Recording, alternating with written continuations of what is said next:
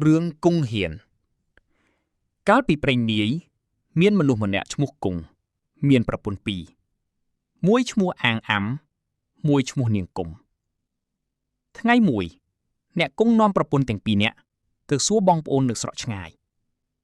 តាមផ្លូវនៅស្រុកនោះមានខ្លាសាហាវអ្នកគង់បណ្ដៅប្រពន្ធទាំងពីរនាក់ទៅដល់ព្រៃធំមួយជិតស្រុកគេព្រៃនោះតែងមានខ្លាដេញខាំមនុស្សម្នីក្របីគោស៊ីតែរឿយលុះអ្នកគង់ទៅដល់កន្លែងនោះខ្លាក៏ស្ទុះដេញស្រែកសន្ធាប់ពីចម្ងាយមកអ្នកគង់រត់ចូលរូងឈើញ័រដៃញ័រជើងរៀកនោមព្រោះភ័យណាស់នាងអាំនិងនាងគង់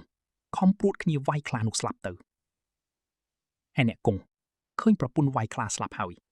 បានស្ទុះមនីមនីចេញពីរូងឈើមកយកដំបងវាយខ្លាស្លាប់ស្រាប់នោះថែមទៀតប្រពន្ធទាំងពីរបន្ទោសប្តីថា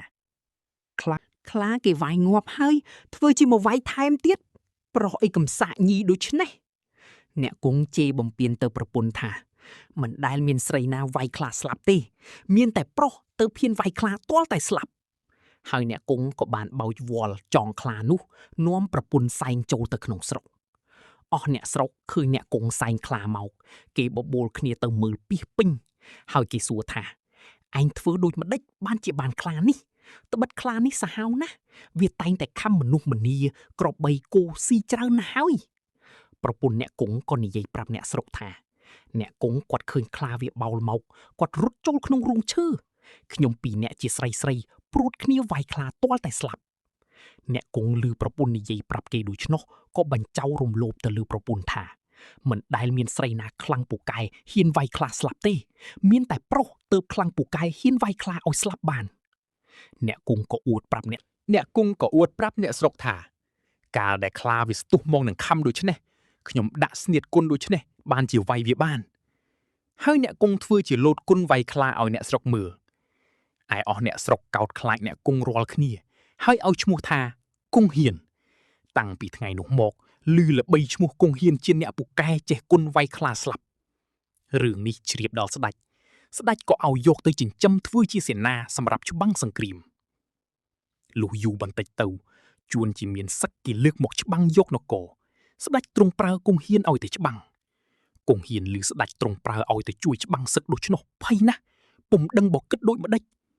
នឹងមិនទៅច្បាំងមិនបានត្បិតស្ដេចទ្រង់ប្រើហើយខ្លួនបានទាំងល្បីឈ្មោះជាអ្នកខ្លាំងពូកែផងត្រឡប់មកវិញដេកសន្ធឹកសន្ថៃអត់បាយប្រពន្ធទាំងពីរអ្នកជួលទៅសួរថាម្ដេចបានជាអ្នកដេកអត់បាយដូចនេះមានបហេតុភេទអ្វីប្រការដូចម្ដេចគង់ហ៊ានប្រាប់ថាត្បិតស្ដេចទ្រង់ប្រើបងឲ្យទៅច្បាំងសឹក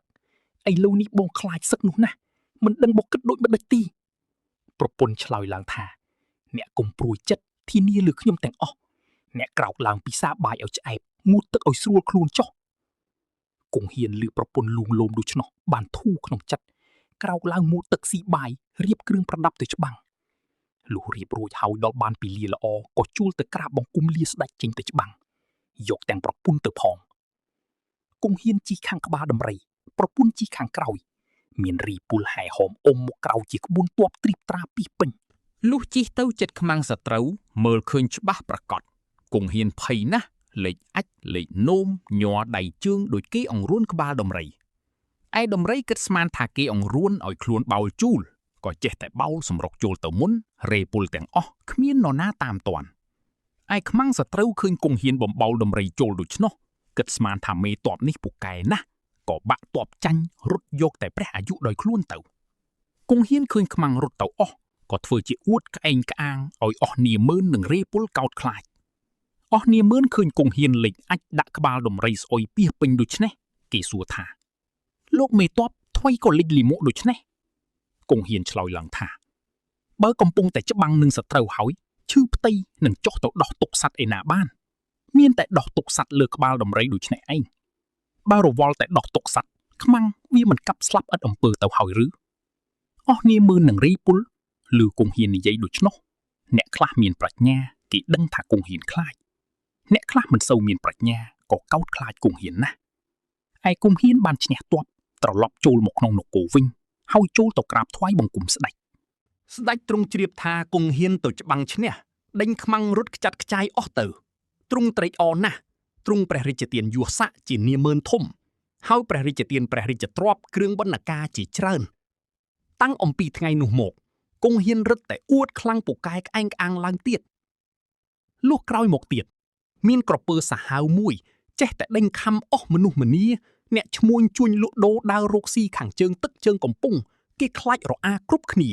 មិនមានអ្នកណាហ៊ានចុះមុជទឹកឬដើรงូតសោះអស់រាសលំបាកចិត្តណាស់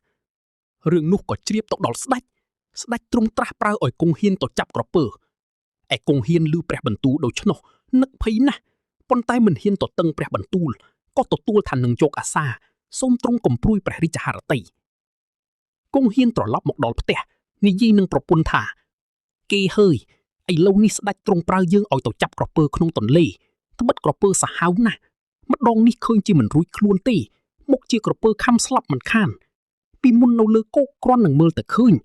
ឥឡូវនេះនៅក្នុងទឹកធ្វើដូចមកដេចនឹងកិច្ចរួច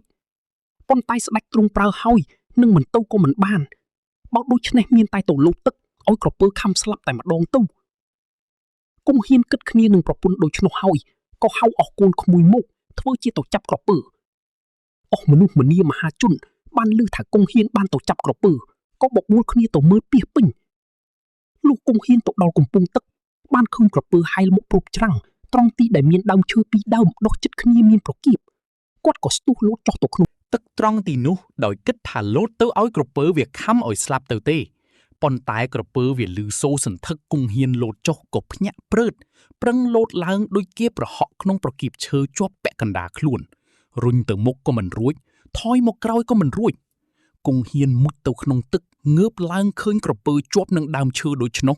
ស្រែកបង្គាប់កូនក្មួយឲ្យយកលំពែងមកចាក់កាប់ក្រពើនោះស្លាប់ទៅឯ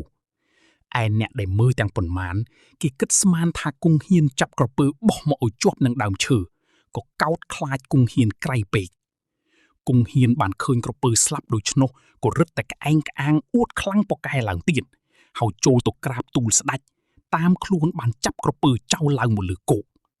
ស្ដេចក៏ទ្រង់សពព្រះរាជហឫទ័យប្រោសព្រះរាជទានយស័ក្តិខៃឲ្យគង់ហ៊ានឡើងជាធំលើសពីមុនទៀត